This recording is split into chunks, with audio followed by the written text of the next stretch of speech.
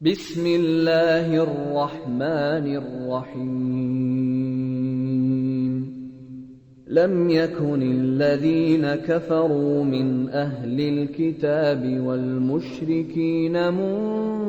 منفكين حتى تأتيهم البينة رسول من الله يتلو صحفا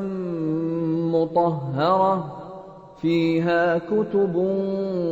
قيمة وما تفرق الذين أوتوا الكتاب إلا من بعد ما جاءتهم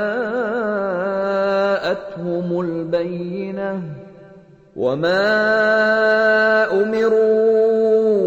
إلا ليعبدوا الله مخلصين له الدين حنفاء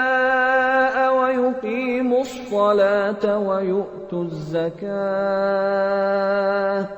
وذلك دين القيمة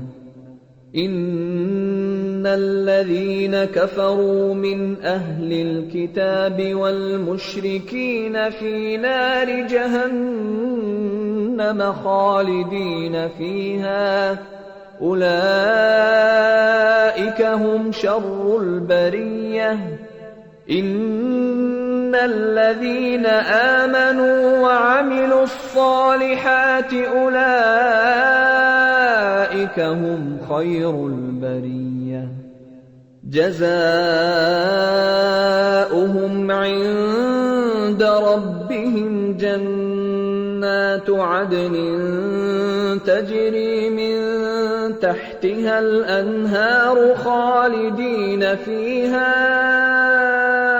أبدا رضي الله عنهم ورضوا عنه ذلك لمن خشي ربه